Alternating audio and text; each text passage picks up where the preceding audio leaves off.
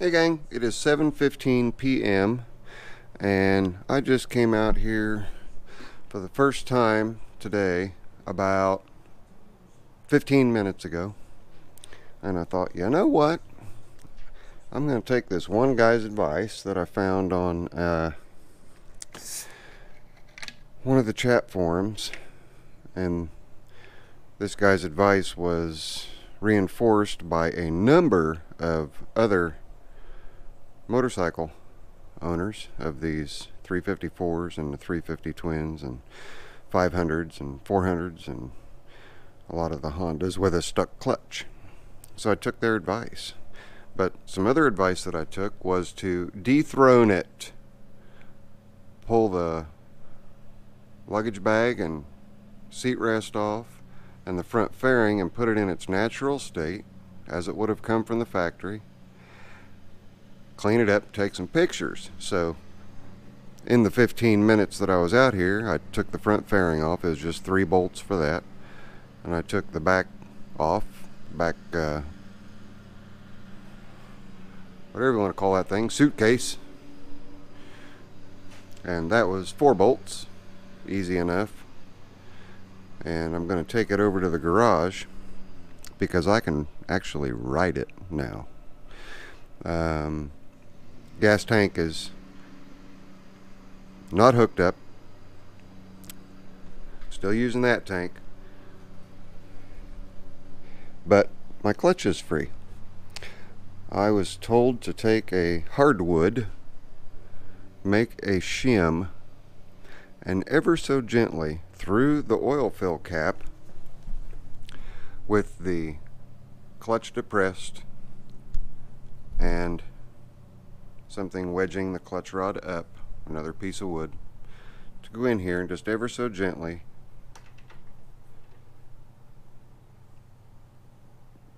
pry the plates apart, but only after the engine is warmed up. So I warmed up the engine, I ran it for a while, warmed it up, got the plates nice and warm in there. It's a wet clutch, by the way, and they said just ever so carefully pry each of the plates apart just a tiny bit with that little wood wedge. Come to the next one, pry the plates. See if the plates are in line here, and I will show you exactly what I'm talking about. Hang on just a second. So as far as the clutch side, I don't have to take it apart, guys. I did get the clutch loose. Come on, flashlight. There you are. All right, let's see what we've got here. Figures it's halfway. Okay. Now, you guys can look right down in there. I don't know how well you can see those lines, the laminations there. That's your clutch pack. So just take that wood wedge and just ever so gently pry between those and just keep rotating around, and you'll have that moment of when you'll hear everything let go. Well, that's what happened. And I was really careful. I ran it over like that. Sorry, I ran the clutch over like that with the kickstart probably 5 times. Just want to check my exhaust temps here. Hey, I'm firing on number 3 now.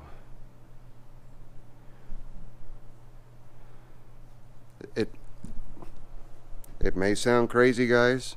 It may sound crazy, but this thing is self-healing. Yes, the carburetors still have to come off, but it's self-healing. After sitting for 13 years, I think it's ready to go. I am guilty. My hands up, I am guilty. I rode it around the block a couple times.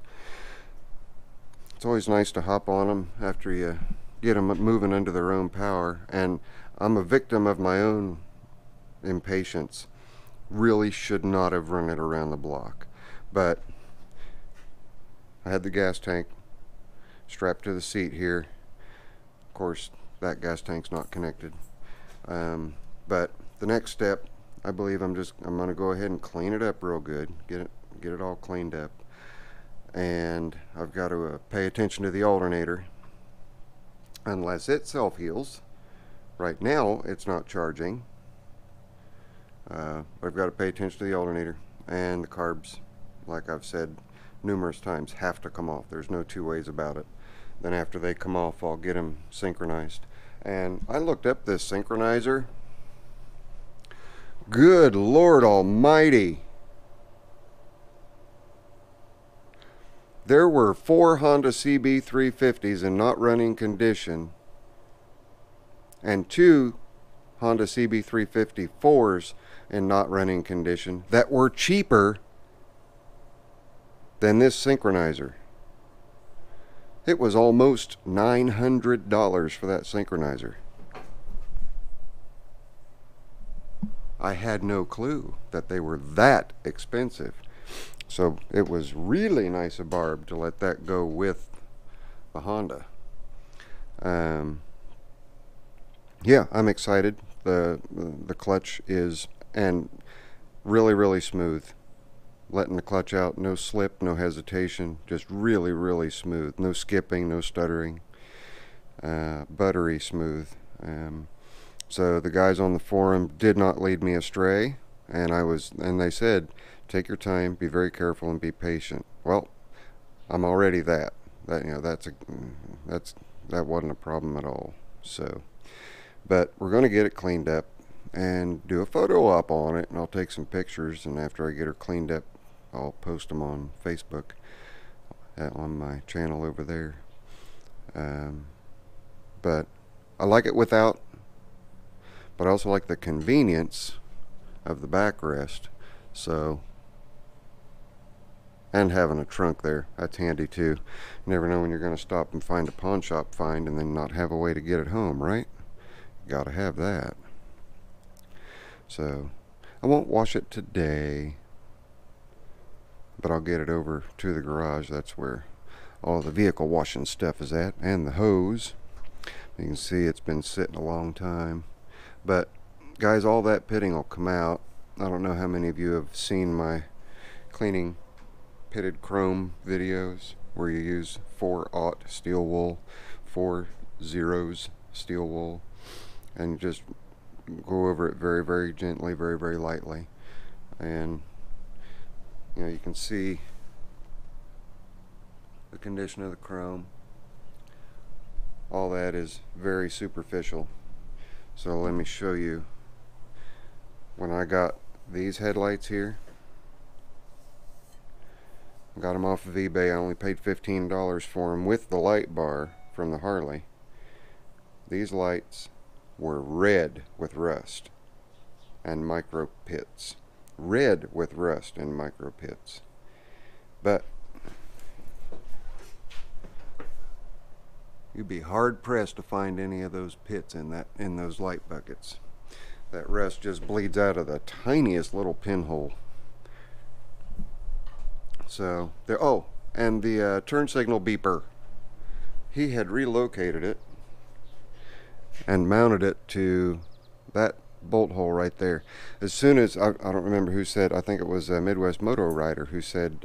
Sir Moto said, "You will hear that tone unless somebody has disconnected it." Well, here's the little guy right here, and he had it bolted right there, facing up this way facing up this way behind the fairing. Well, I just unbolted it, and it's going to not meet a ugly demise, but it is going to get disconnected. So that's why it's hanging there. And I did check the fork lock. Where's my finger? There it is. I did check the fork lock, and the fork lock works just fine too. But all this here on the ring. Okay, I want you guys to see what this ring looks like before I start.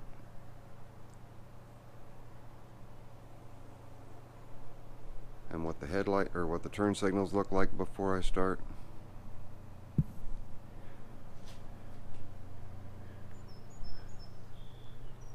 Now, I can't do anything about chipped chrome. That's down to the nickel there. And then the yellowing on the basket, that's the clear coat on the basket. There's nothing I can do about that either except to strip the clear coat and recoat it with clear coat. And right here's just where over the years gas has come down onto it. But all the dirt in the motor, you can see if you get close enough to it, you can see all the dirt accumulation from this motor sitting for so many years.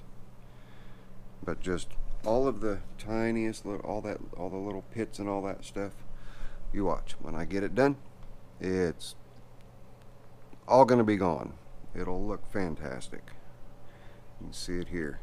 Just hit my head, just giving you guys a comparison of before. And if you guys think that I didn't take you along for the ride on purpose, I really didn't think that that was going to work with the clutch. I will take you, I mean, you guys, I'm taking you along for the ride as far as looking at the finish and then before and after. Does that help make up for it? I really didn't think it was going to work. So I thought, all right, you know, I'll go give it a try. See if these guys are shooting me a bunch of hogwash. Well, they're not shooting me any hogwash. It absolutely worked. It is, the clutch is free.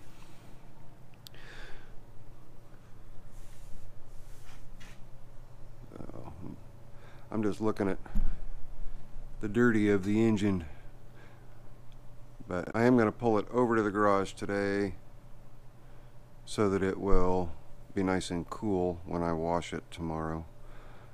Don't want to wash a hot aluminum engine, right? And it's not hot right now, but it is warm. And usually the frame is in real bad shape down here on most of them that are sort of semi well stored.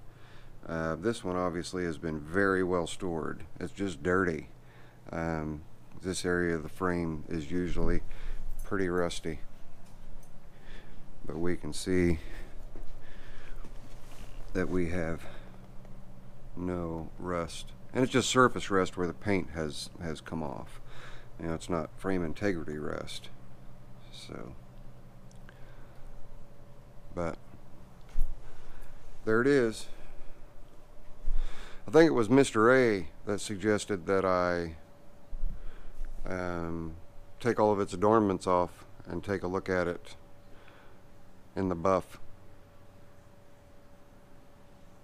Anyway, I've rambled on for 13 minutes. That means editing is going to be a nightmare because I think after I get past 12 minutes, it changes into 2 clips.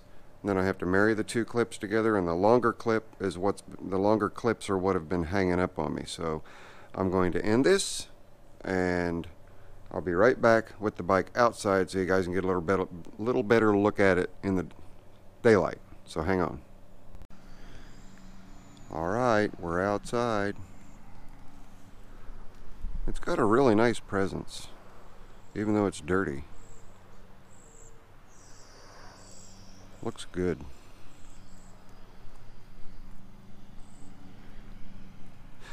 We can get a little better look at the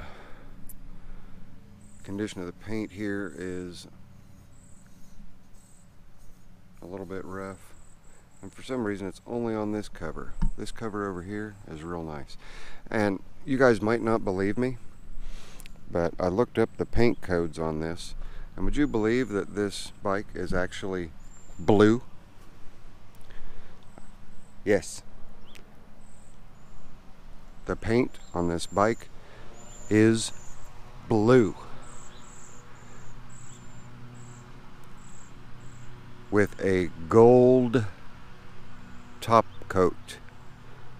It has a gold clear coat on it. So yellow and blue makes gold. Base coat is blue. That's why the fairing looked a little odd, because it was just painted green. Well, this is 2 colors mixed together to make it green. Good looking bike. Dirty, dirty, dirty. We'll get rid of all that dirt. I'll be really careful on the Honda. I don't want to wear that off. That just looks awesome, having 4 tailpipes back there, doesn't it? Mufflers, tailpipes, exhaust pipes, mufflers. That's neat. I don't know why these guys do these 2-into-1s on these. I like the 4 of them, especially on 2 on each side.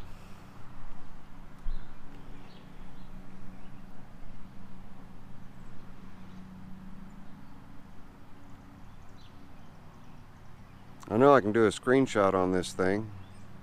I'll be darned if I know how to do it. I was going to say I'll set that as the thumbnail. And I think I've said it, I'm a Harley guy. I mean, I've built many Harleys, but there's just something about these early foreign bikes. They're very well made, just very well made. You can't deny it, and you can't argue it. They're just very well made. I did see a little bit of rust that I may not be able to get all of it out of. So let's get the worst case scenario on the chrome right there. You see that? Let's call that our worst spot. So if I forget to show that, oh, found another spot too up underneath here. So I'll be having to take the light bracket off. And my neighbor's getting the bill all ashy. She's burning over there. See? Burning, burning, burning. It's a good day to burn. Alright, I'm going to end it. It's your friendly neighborhood Zippo, guys. And for the suggestions and for wanting to ride along, absolutely. I literally have done, I've really not done anything to the bike yet. Other than just that quick thing to the clutch, draining the carbs. Those are the 2 things I've done. It is a self-healing Honda 73 Honda 350 4-cylinder, and I'm not going to argue it. I will let it self-heal all that it wants, but I'm still going to go through everything. Alright, that's it. The fun part's going to be synchronizing the carburetors. Take you guys along with that. So until next time, the Bill and I are out. Please tickle the thumbs up.